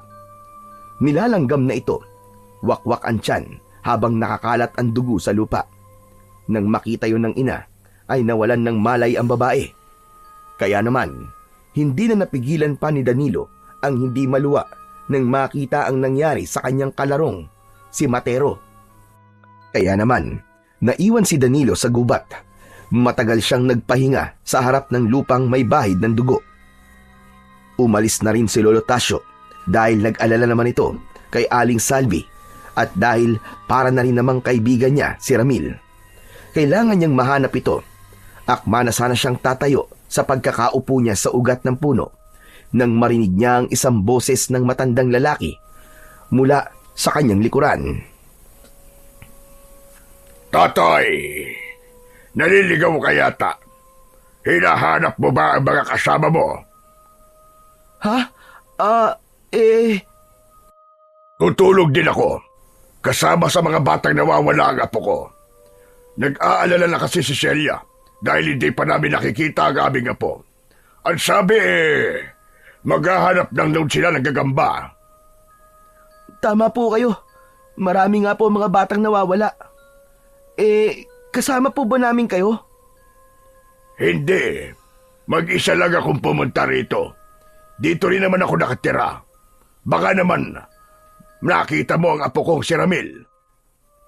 Ano po? Lolo po pala kay ni Ramil? Oo. Nag-aalala na ako sa kanya. Hindi ko naman makausap si Tess dahil hindi naman niya ako kinikibo. Matagal na kaming may samaan ng loob sa isa't isa. Kaya lang, nang marinig ko ang tungkol sa nangyari sa aking apo, ay lubha akong nag-alala. Lihim na napangiti si Danilo dahil hindi na siya mahihirapang maghanap ng mga aswang dahil ito mismo ang lumapit sa kanya. Lihim niyang itinago ang kanyang sugat sa kanyang kamay. Dinukot niya ang manipis na panyo sa kanyang bulsa, saka itinaklob sa kanyang sugat. Malakas ang pakiramdam nang may tanim na mutya sa katawan. Alam ni Danilo na isang masamang nilalang ang matandang lalaki dahil sa nakikita niyang kulay pulang liwanag sa likod ng mga aswang na nagpapanggap na tao. Siya lang ang nakakakita sa liwanag na yon. Kaya naman, gumawa siya ng paraan kung paanong makakarating sa bahay nito. Alam niyang doon niya makikita ang mga kaibigan dahil sinusubukan ng aswang na linlangin siya. Nagkunwari naman siyang walang alam. Idagdag pa na kilalang kilala niya si Ramil mula ulo hanggang paa. Alam niyang patay na ang lahat ng lolo at lola ng kanyang kalaro dahil sila pa mismo ang tumulong sa burol ng mga ito, at yun ang malaking pagkakamali na nagawa ng aswang. Kaya malakas ang kutob niyang ito ang hari ng mga aswang na manananggal. Sige po. Magtulungan po tayo sa paghahanap kay Ramil. Pero kanina pa po ako nauuhaw eh. Malapit lang po ba ang bahay niyo rito? Oo. Nako, tama-tama. Malapit lang ang bahay namin dito ni Celia. Makikiinom po sana ako ng tubig at kanina pa po talaga ako nauuhaw. Sandali lang po at ilalapag ko lang po itong asin sa lupa at balikan na lang po natin mamaya. Bumakas ang saya sa muka ng matandang lalaki. Gulo-gulo ang buhok nito at nakalitaw na ang mga ugat nito sa kamay at braso. Pero ang paglalakad dito ay mabilis na parang ang edad ay nasa 50 pa lamang. Ilang minuto ang lumipas ay narating nila ang lumang bahay. Malaki ang bahay ng mga ito, nagawa sa tabla ng kahoy. Sapat na sa mga ilang batang biyag ng mga aswang. Pagpasok nila hanggang sa loob ng bahay ay nakita niya na kagad ang matandang babae. Nakangisi ito sa kanya habang nakalitaw ang kulay itim nitong mga ngipin. Celia, ikuha mo ng maiinom na tubig. Ano nga pala ang pangalan mo, Totoy? Danilo po. Danilo po ang pangalan ko, Lolo. Danilo. Ako naman si Poldo. Kilala ako sa pangalang Lolo Poldo. Siya naman ang aking asawang si Celia. Sige na, mahal. Ikuha mo na ng maiinom na tubig si Danilo. Sandali lang, Danilo, ha? Iiwan na muna kita dyan. Kukuha lang ako ng mga gamit na madadala natin sa paghahanap kay Ramil. Sige po, Lolo Poldo. Nang umalis sa kanyang harapan ang mag-asawa, ay nagkaroon siya ng pagkakataong igala ang kanyang paningin sa paligid. Ngayong nasa pamamahay na siya ng mga manananggal, ay hindi niya maiwasan ang hindi mag-alala dahil malakas ang enerhiyang nararamdaman niya sa mag-asawa. Saka lang niya napagmasdan ang itsura ng bahay ng mga ito.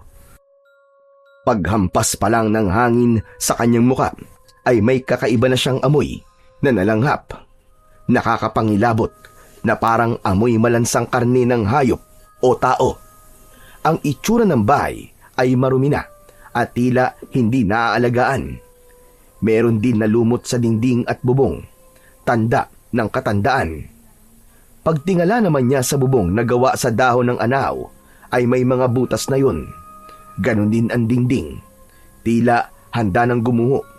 Bukod pa ron, ay mabigat din ang kanyang nararamdamang enerhiya sa bahay. Kasunod ang ingay na parang boses ng mga batang umuungol. Naisip niya na ang kinatitirikan ng bahay ng mag-asawa ay napapalibutan ng mga naglalakiyang puno ng mga nara at mahogani. May malalagong dahon na tumataklob sa buong kabayan na bihirang pasukin ng liwanag. Tila walang buhay, pero may nararamdaman siyang presensya ng kanyang mga kaibigan. Isa lang yun sa mga kakayahang tinataglay ni Danilo, ang maramdaman ang bawat presensya ng paligid. Maging ang lakas ng kanyang pandinig, kaya malakas niyang naririnig ang usapan ng mag-asawa. Sige na, bilisan mo na. Ilagay mo na yan. Mukhang siya na talaga ang batang matagal na nating hinahanap. Napatitig si Danilo sa kusina. Nararamdaman niyang may inilalagay na pampatulog sa basong may laman ng tubig ang mag-asawa. Kailangan niyang makaisip ng paraan kung paano niya malilinlang ang mag-asawa nang hindi nakakahalata ang mga ito. Naisip niya ang kanyang maliit na panyo na nasa kanyang kamay. Kasya yun sa kanyang bibig at hindi gaanong bubukol sa kanyang pisngi. Iinom lang siya ng konting tubig para hindi yun pumasok sa kanyang lalamunan. dahil mapipigil ito ng panyo na nasa loob ng kanyang bibig. Hindi nagtagal ay naisagawa na ni Danilo ang kanyang plano. Ang matandang babae pa ang nagbigay sa kanya ng baso. Kaya naman, natitigan niya ng malapitan ang itsura ng matandang babae. Tumutugma ang matanda sa itsura ng matandang babae sa kwento ng kanyang ina. Ito ang aswang na unang nakausap ni Aling Salvi nang sumakit ang tiyan nito. Sige na, abutin mo na ang baso sa kamay ni Celia. Uminom ka na, Danilo, at aalis na tayo. Kailangan nating magmadali. Ganun na nga ang ginawa ni Danilo. Kinuha niya ang baso sa kamay ng nakangising matandang babae. Nakatitig ito sa kanya at hindi inaalis ang paningin sa kanyang hawak na baso. Nagkunwari siyang maraming nainom, kaya nang ilapag niya ang baso sa kaharap niyang lamesa, ay nagkunwari siyang natabig niya ito para hindi mahalatang hindi siya totoong uminom. Sabay hawak niya sa kanyang ulo at nagkunwaring bumagsak sa upuan para mawalan ng malay. Nakita mo na, Celia. Kapag ako talaga nagplano, wala talagang palpak. Hindi kagaya sa'yo. Nasa harapan mo na ang babaeng buntis na yon. Pinakawalan mo pa. Ay, nako. Ay, kailan talaga. Mahina ang isip mo. Sumabi ka nga dyan. At bubuhatin ko na ang batang ito. Isasama ko siya sa iba pa nating mga bihag. Naramdaman ni Danilo ang dalawang kamay ng matanda na bumuhat sa kanyang katawan. Para lamang siyang isang sakong bigas na pinasan. Dinala siya sa isang madilim na silid. Naririnig niya ang mahihinang boses ng mga batang tila may busal ang mga bibig. Kasunod ang pagbagsak niya sa makating dahon ng kugon. Paraan yun para mabawasan ang ingay ng mga paa ng mga batang nagpupumiglas sa pagkakatali. Narinig ni Danilo ang pagsara ng pintuan ng kwarto. Kaya naman, mabilis siyang bumalikwas ng bangon. Iniharang niya ang kanyang hintuturong daliri sa bibig upang hindi lumikha ng ingay ang mga batang naroroon kasama si Ramil. Tinanggal din niya ang mga busal na mga ito sa bibig. Saka siya lumapit sa dingding. Sumilip siya sa siwang ng kahoy at kitang-kita niya ang mag-asawa na mayroong ginagawa sa labas. Sikapin niyo na huwag lumikha ng ingay para makatakas tayo dito. Sila ang mag-asawang manananggal na nag-aalaga ng kanilang mga kauri. O ano, handa na ba kayo? Teka, isandali lang, Danilo. Ano bang ginagawa nila? Saka ano ba yung bagay na nasa loob ng bote na inihangaplas nila sa buong katawan nila? Tignan mo, ayun. Sa tingin ko ay isang uri yun ng langis na ipinapahid nila sa kanilang mga tiyan upang hindi sila masyado masaktan sa paghihiwalay ng kanilang katawan. Ilang minuto lang, magpapalit na sila ng mga anyo at ang kanilang bewang ay mahahati na sa dalawa. Maiiwan ang kanilang paa sa lupa habang ang kanilang pang-itaas na katawan ay lilipad sa impapawid upang maghanap ng mga bagong bibiktimahin. Kapag wala na sila, saka tayo tatakas. Naiintindihan nyo? Hindi nga nagtagal ay kitang-kita ng dalawa at ng iba pang mga kasama nila ang pagbabagong anyo ng mag-asawa. Malinaw nilang nakikita ang mga itsura ng mga ito dahil sa liwanag ng sikat ng buwan. Ang balat ng mga ito ay pumusyaw, pati ang mga mata ay nagniningning na parabang nagbabagang apoy. Biglang bumuka ang likod ng mga ito. Tila may puwersang humahati sa kanilang mga katawan. Halos magkasabay ang mag-asawa sa pagpapalit ng anyo. Tumubo ang matutulis nitong mga pangil, pati na ang kuko sa mga daliri at kamay. Sa isang iglap, ang pang-ibang bahagi ng katawan ng mga ito ay naiwan sa lupa, habang ang pang-itaas naman na bahagi ng katawan ay lumipad at sumabay sa hangin. Tangan ang mahahabang pakpak na tila ba ay sa paniki. Simula na yon ng paghahanap ng kanilang bibiktimahin. Sa ibaba, nanatili ang kalahati ng kanilang mga katawan. Nahabol ng tanaw ni Danilo ang dalawang manananggal na lumipad sa impapawid. Tanging anino lamang ng mga ito ang naiiwan sa maliwanag na kalangitan. Tara na, dali! Halina kayo! Kailangan na natin makatakas dito! Sandali lang. Nakita ko meron pa silang ibang mga biyag dito. Kanina lang sila dumating. Tama ka. Sila ang mga tanod na kasama ng mga magulang nyo para maganap sa inyo. Isa itong aral na dapat nating matutunang lahat. Hindi tayo dapat basta-basta lang nagtitiwala sa mga taong hindi nating kilala. Oo nga, tama ka. Kanina lang namin naisip na ang pag-iigpit sa atin ng ating mga magulang ay para din pala sa atin. Pero ang mahalaga ngayon ay natutunan na natin yon. Tara na, buksan na natin ang kabilang silid. Mabilis na nilapitan nila ang silid na katabi ng kwarto nila at dahil gawa lang sa marupok na tabla ng kahoy yun, nasira ng mga bata ang pinto. Tumambad sa kanilang paningin ang mga nakagapos na 3 lalaki. Sila ang mga tanod na dinagit kanina. Nalaman nilang nag-iipon ang mga aswang ng kanilang pagkain para sa gaganaping piyesta ng mga manananggal at ang gagamiting inumin ay ang dugo ni Danilo.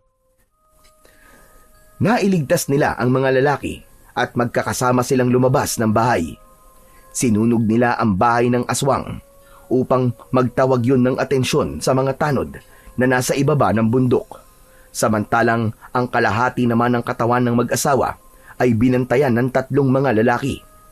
Binalikan ni Danilo ang iniwang tupperware na puno ng asin. Mabilis siyang nakabalik dahil sa kanyang bilis sa pagtakbo. Tumayo siya sa tapat ng 2 bewang na may kumukulong lamang loob ng aswang. Siya mismo ang naglagay noon sa kalahating katawan ng mga aswang.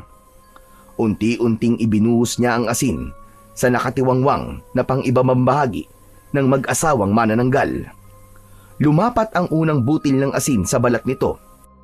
Sabay-sabay pa silang napalingon sa paligid nang marinig nila ang nakakatakot na pagsigaw mula sa impapawid. Maging ang paglagablab naman ng malakas na apoy sa natutupok na bahay na nagpabingi sa katahimikan ng gabi. Muling sinulyapan ni Danilo ang kalahating katawan ng manananggal. Tuluyan niya nang ibinuhos ang mga asin, kasabay ng paglikha ng maputing usok mula sa katawan nito. Ang balat ng nilalang ay nagmistulang humapal. Tila lumabas ang mga kulay abong ugat na bumabalot sa laman. Ang katawan na dati isang normal na tao ay unti-unting nagkaroon ng pilas at punit. Parang nasira ng asin ang kakayahan ng manananggal na muli itong mabuo. Sa himpapawid, isang malakas na hiyaw ang pumunit sa katahimikan ng gabi. Ang bahaging lumilipad ay nakaramdam ng matinding sakit. Tila pinagkaitan ng pagkakataong bumalik at makumpleto muli ang anyo nito. Ang kalahating katawan ni Lolo Poldo at Lola Celia sa lupa ngayon ay unti-unti nang natutuyo. Nagiging tila sunog na kahoy hanggang sa wala nang natira kundi abo na unti-unting tinatangay ng hangin. Sumama yun sa hangin na kumalat sa paligid. Danilo! Danilo, umarap ka! Bilisan mo! Tumingin ka sa likod mo! Bakit? Nabitin sa ere ang iba pang sasabihin sana ni Danilo nang makita ang maraming manananggal na nakaharang sa kanilang likuran. Isang buong batalyon ng mga aswang ang kanilang nakita. Nagkamali sila sa pagsunog sa bahay ng mga manananggal dahil hindi nila inaasahang marami pala ang mga manananggal. Lahat ay nakapalibot sa kanila at ang natitirang asin na pag-asa sana nilang lumaban sa mga ito ay naibuhos ng lahat ni Danilo sa katawan ng mag-asawang manananggal. Ngunit may posibilidad na mapatay man sila ng mga ito ay hindi na rin naman ito makakabalik sa kani-kanilang mga katawan. Kaya naman ang hari ng mga manananggal na si Lolo Poldo ay kulang na lang ay durugin siya ng galit sa pamamagitan ng salita nito. Hayop kang bata ka! Niloko mo kami! Naisahan mo kami! Pagsisisihan mo ginawa mong pagsunog sa bahay ko! Uubusin ko kayong lahat! Papatayin ko kayo! Lalong-lalo ka na, Danilo! Yun ay kung makakabalik pa kayo sa mga katawan nyo! Ano ang ibig mong sabihin? Magsalita ka! Tignan mo kung anong ginawa namin sa kalahating katawan nyo. Wala na kayong babalik ang katawan. Wala na kayong kawala. Mamamatay kayo sa sikat ng araw. Katapusan na ng panggugulo nyo sa mga tao, lalong-lalo na sa mga buntis. Ito na magiging huli nyong gabi dahil simula na ng paniningil. Hindi! Hindi! Hayop ka! Magbabayad ka!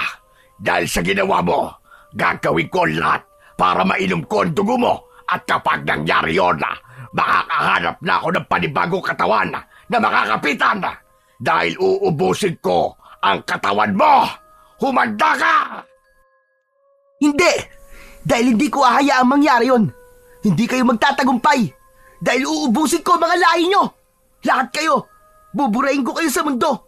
At ipapatikim ko sa inyo ang kaparusaang hindi nyo malilimutan. Katapusan nyo na! Mamatay kayong lahat! Si Danilo mismo ang unang sumugod sa kinaroroonan ni Lolo Poldo na manananggal, habang ang ibang kabataan naman niyang kasama ay pinagtago niya sa isang ligtas na lugar, kasama ang dating nambubuli sa kanyang si Ramil.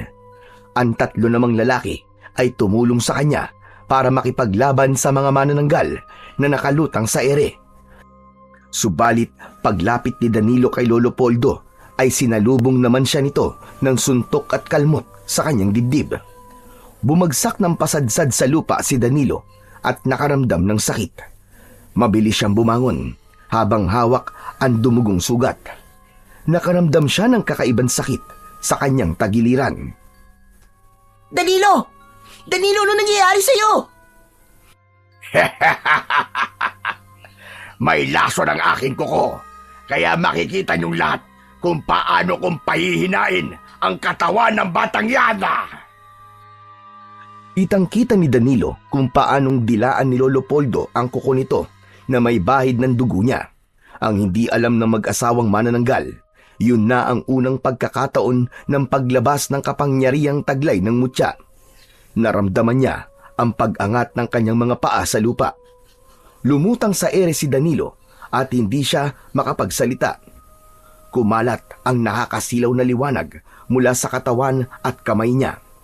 Kasabay ng paglabas nun, ang 8 galamay sa kanyang tagiliran na tila galamay ng gagamba. Sa dulo ng bawat galamay ay meron tigi-isang talim na kasing tulis naman ng dulo ng espada. Saka siya bumaba sa lupa. Parang nilanggam na pinagtulungan ng mga aswang ang nag-iisang si Danilo. Si Lolo Poldo na hindi makapaniwala ay hindi nakasugod. Bakas sa mukha nito ang matinding takot, lalo na nang makita nito ang nangyari sa kanyang mga kasamaan. Bawat lumapit kay Danilo na mga manananggal ay tag-iisang saksak din sa katawan ang tinatamo ng mga ito. Kasunod ang paglagablab ng apoy sa katawan ng mga ito, nasusunog na parabang mga papel. Hindi ito totoo. Atras! Mga kasama, umatras kayo! Mamamatay tayong lahat. Siya talaga ang batang itinakda na lilipod sa ating mga lahi. Tumakas na kayo! Ngunit huli na para sa pagmamadali ng mga aswang para lumipad sa impapawid dahil nasaksak na ang mga ito ng mga galamay ni Danilo. Lampasan ang dulo ng talim ng galamay niya sa katawan ng mga manananggal. Ang ilan pa nga ay sa harap pa mismo ni Lolo Poldo at ng asawa nito. Ipinakita ni Danilo kung paano niyang pinatay ang mga alagad nito. Lalaban kami! Hindi kami makakapayag na ubusin mo, Danilo. Mamamatay na rin naman kami. Isasama na lamang kita sa hukay! Kasabay ng asawa nito ay umatake ang mga ito sa kanya. Tinamaan siya ng mga kalmot sa kanyang dibdib, subalit nakita niyang naghihilom kagad yun. Naputulan din siya ng galamay, pero nakita niyang tumubo ulit ang kanyang naputol na galamay. Lahat ng mga nakasaksi sa kapangyarihan ni Danilo ay nanood na lamang kung paano niyang pinabagsak ang mga kalaban. Sa harap ng mga ito ay napatay niya ang mag-asawa. Itinarak niya ang kanyang mga galamay sa katawan ng mga ito na tila tumutusok lang siya ng katawan ng saging. Kasabay ang mga iba pa nitong mga alagad na nagtatangka sanang tumakas. Hanggang sa dumating na ang taong bayan, kasama ng mga tanod, si Lolo Tasyo. Inatake ng mga ito ang mga aswang. Hinila si Danilo ni Ramil papunta sa likod ng puno. Mabuti na lang at nakapagpalit na kagad ng anyo si Danilo at hindi na nga ito nakita pa ng mga taong bayan sa ganong itsura. Dahil yun sa tulong ni Ramil. Ramil, maraming salamat sa iyo Walang anuman. Mananatiling lihim ang tungkol sa'yo. Walang makakaalam sa mga nangyari ngayong gabi. Sinabihan ko na rin ang mga kasama natin. Tara na, labanan na natin ang mga natitirang manananggal. Salamat. Salamat, kaibigan. Danilo! Danilo, apo, bilisan mo! Salubungin mo ang iba pang mga aswang bago pa sila makalipad. Heto ang itak. Gamitin mo. Saka itong banal na asin na merong utob ko. Hindi ka maaaring magpakita ng totoo mong itsura. Marami na mga tao rito. Hindi lahat ay matatanggap ka kahit ikaw pa nagligtas sa mga anak nila. Tama si Lolo Tasyo, Danilo. Kaya wag mo munang gamitin ang galamay mo. Kasama mo kami, napapatay sa mga natitirang aswang. Tara na! Tila naging isang malapelikula ang eksena ng pakikipaglaban nila sa mga manananggal na handaring mamatay para sa buhay ng mga ito. Sinalubong ni Danilo ang manananggal na pasugod sa kanya. Isang mataas na pagtalon ang kanyang ginawa. Isang malakas din na hataw ng itak ang tumama sa pakpak ng manananggal. Dahilan upang ito'y bumagsak ng pasadsad sa lupa. Napuno ng sigawan at kalabog ang paligid. Pinilit ng ibang manananggal na tumakas, ngunit isa pang malakas na tagpas ng itak sa katawan ng mga ito ang tuluyang nagpabagsak sa mga aswang. Hanggang sa tuluyang naglaho ang anino ng mga manananggal sa sikat ng paparating na haring araw. Kusang isinaboy ni Danilo ang asin na ibinigay sa kanya ni Lolo Tasyo at sa pagsikat ng araw ay sabay-sabay nangang nasunog ang mga manananggal, pati na ang mga kalahati ng katawan ng mga ito na itinago sa likod ng mga punong kahoy. Napuno ng kulay putik na usok ang buong paligid mula sa nasunog na katawan ng mga aswang. Humihingal ang mga taong nakipaglaban sa mga ito at nagtagpo sa gitna, habang ang mga anak at mga magulang ng mga biyag ay nagyakapan. Napuno ng iyakan at tawanan dahil sa tuwa na napatay na nila lahat ng mga manananggal. Nakalaya na po tayong lahat sa mga kampo ng kadiliman. Ang kabutihan pa rin ang naghari sa buong sanlibutan. Hoy, teka naman Ramil. Para ka naman tatakbong kandidato dyan sa mga sinasabi mo Ikaw naman parira ka naman ng araw Abay, kasama mo kami sa tagumpay, di ba? Lumapit sa kanya si Lolo Tasyo at niyakap siya ng maigpit, habang ang kanya namang ama at ina ay kasama rin pala ng mga taong nandoon para tulungan siya. O paano? Aalis na muna ako. Manguhuli pa ako ng gagamba Kasi balita ko, may isang bata dyan na gustong makabawi sa akin. Sira talaga ang ulo mo, Ramil. Kahit na kailan, ay hindi na ako manguhuli ng gagamba, no? May buhay din sila na dapat ingatan at pangalagaan. Nang dahil sa kanilang kauri, nailigtas ko ang buong baryo natin. Kaya simula ngayon, tatanggap na rin ako ng pagkatalo. Ikaw naman, biro lang naman ang sinabi ko Pero, totoo naman yon. Tsaka, siyempre, nagpapasalamat ako. Kami ng mga kalaro natin sa pagkakaligtas mo sa amin, Danilo. Simula ngayon, kasama mo na kami sa pangangalaga ng mga gagamba at ng mga hayop sa gubat. Hay nako! Salamat naman at naliwanagan din kayo. At marami kayong aral na natutunan sa mga nangyari sa inyo. Marami po talaga, Lolo. At kung hindi po dahil sa inyo, hindi ko po ito maiisip. Magkakasabay na napatingin ang mga tao sa malakas na sigaw ni Aling Salvi.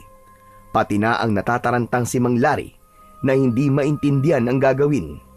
Lalo na nang makita nito ang pag-agos ng tubig sa hita ng asawa. Lahat ay nataranta at nagtulong-tulong sa pagbuwat sa kanyang ina. Ang iba naman, imbis na matakot, ay natatawa pa dahil parang si Mang Larry na ang aatakihin sa puso. Danilo, tol, manganganak na si Aling Salvi. Magiging kuya ka na. Binabati ka naming lahat. Dapat pala may konting salo-salo tayo na mga bago magkakaibigan para naman ipagdiwang natin ang bago nating samahan. Sus, puro ka naman gastos eh. Tapos, itatago mo ulit ang pera natin. Hala, ano yun? Parang pustahan uli. Sige na, umuwi na kayo. Sumama na kayo sa mga magulang nyo. Sabay na kami ni Lolo Tasyo. Okay, sige. Mag-iingat kayo ah. Salamat ulit. Walang anuman. Sige, salamat din sa inyo. Nagsialisan na ang mga tao hanggang sa naiwan na lamang ay sina Danilo at Lolo Tasyo. Nakangiting nakatingin si Lolo Tasyo sa mukha niya na parabang may hindi pa ito sinasabi sa kanya. Panay din ang tingin nito na napapangiti kapag tumitingin sa kanya. Teka Lo, ano po bang klaseng ngiti yan? Umuwi na nga po tayo. Kailangan pa ni nanay ng tulong natin. Saka si tatay, parang mawawala na po ng malay kanina eh. Samahan po natin siya, Lo. Sandali lang, sandali. May hindi pa ako sinasabi sa iyo, Apo. Ang gusto ko sana malaman mo na ang lahat-lahat ng tungkol sa akin.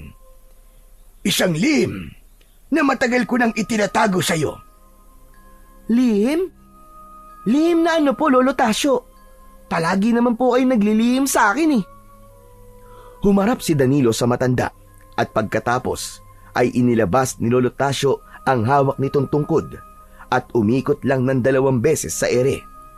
Nanlaki ang kanyang mga matang napatitig sa matanda. Nagbago ang kulay ng buhok nito. Ang kulay abong buhok nito ay bumagay sa mahaba at magulong balbas nito na halos bumabalot na sa muka ng matanda. Suot ang lumang damit na yari sa magaspang na tela. Kupas at may mga tagpi mula sa paulit-ulit na paggamit. Ang paa ay may suot na kupas na tsinelas. Pati ang pamilyar na tungkod nito ay nakita niya bago pa niya natagpuan ang kinaroroonan ng gagamba. Isang ermitanyong nakausap niya sa kagubatan. Hala! Lolo Tasyo! Kayo po ba yan? Teka, kayo po ang ermitanyong nakausap ko sa gubat kaninang umaga.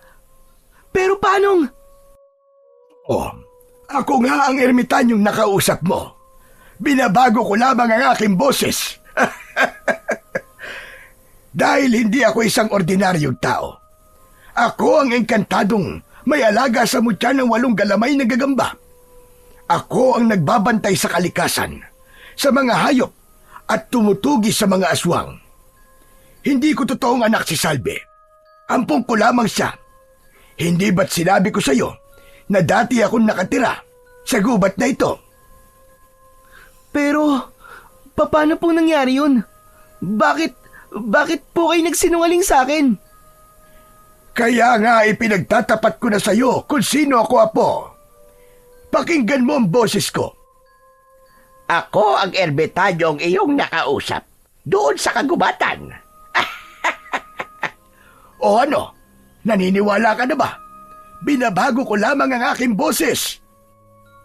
Hanggang ngayon po, hindi pa rin ako makapaniwalang kayo po si Lolo Tasyo. Hindi ko po kayo nakilala dahil sa balbas niyo at bigote. Tapos yun nga rin po yung sa boses niyo. Kung ganun, hindi ko po kagad naunawaan ang mga sinabi niyo noon na kayo ang tagapagbigay bisa sa mga mutya o nag-uutob sa mga ito. Ngayon lamang po nagiging malinaw sa akin ng lahat, Lolo. Dahil isa po pala kayong engkantadong ermitanyo. Alam po ba ito ni Nanay? Alam po ba ni Nanay na ampun niyo lamang po siya? Oo. Alam niyang ampun ko siya. At alam niya rin ang tungkol sa pagiging tagapagbantay mo sa mutya. Kaya nga nagalit siya dahil natatakot siyang mabigo ka at mapahamak. Minahal ko siya na para ko na ring tunay na anak. Kahit ikaw, na aking apo. Kaya nga ikaw ang pinili ko Dahil simula pa sa pagkabata, ay alam ko nang may mabuti kang puso.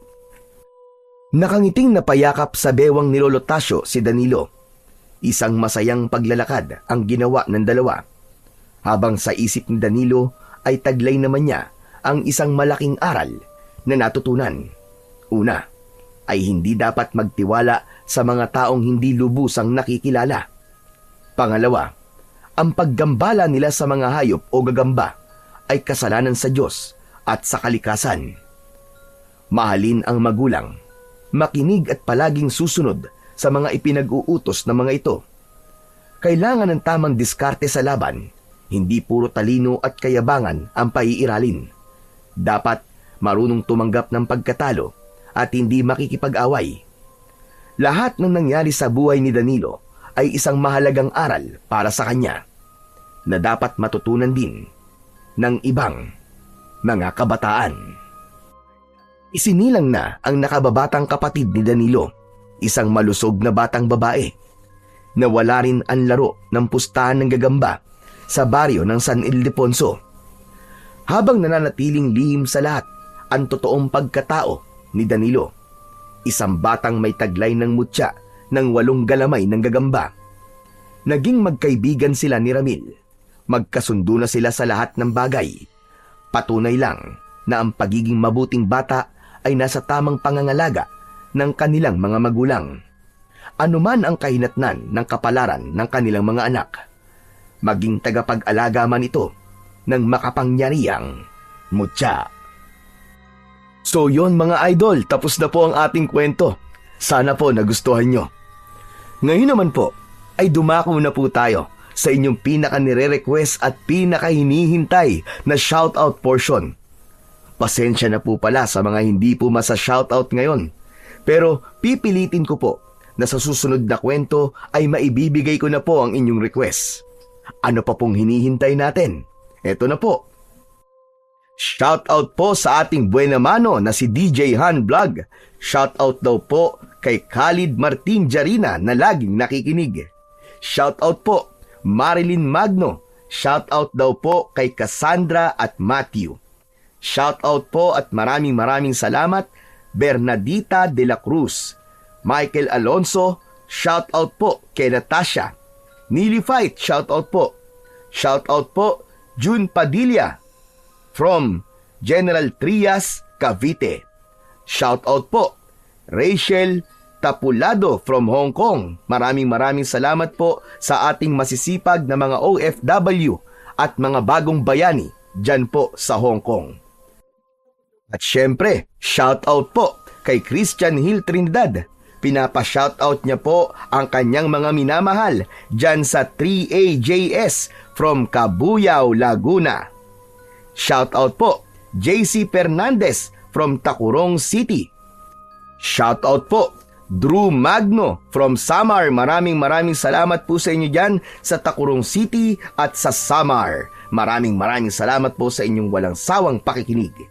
Shoutout po Eric Matthew Marcelo. Shoutout kay Mami Berna ng San Ildefonso, Bulacan. Maraming salamat po sa inyo dyan sa mga taga Bulacan. Shoutout po Annalisa Baselio. Maraming salamat po sa inyo. At shoutout po Anthony Espiritu. Shoutout daw po kay Jason Balatukan, Daryl Labigan at si Jemar at sa kanilang trabaho sa Jamit's Eatery. At ito pa po, shoutout po kay Baby Jen Galano. Ang ganda raw po ng kwento. Pa-shoutout din po sa Family Valdriz sa Barangay Tawas, Bongabong, Oriental, Mindoro. Shoutout po kay Neltor Aliejo. Maraming salamat po sa walang sawa niyong pakikinig. At syempre, shoutout po kay Nicole Pangantion. Pa-shoutout daw po sa kanyang family dyan sa Daet Camarines Norte, Family Pangantion and Gadil. Yan, salamat po. Shoutout Wena Halbuna. Apong Isaak, pa-shoutout naman po kay Analisa Balyero dito po sa Limay, Bataan, Gutierrez family. Maraming salamat po. At ito pa po, shoutout po kay Lucas Pacoldo Shoutout po sa Takoke family from Canada. Muli po, maraming salamat po sa inyong walang sawang suporta at pakikinig ng mga kwentong aswang at katatakutan sa aking munting channel na The Voice Addict at Apong Isaac. Hanggang sa susunod pa pong mga kwento na magpapatindig po ng inyong mga balahibo mula sa mundo ng kababalaghan.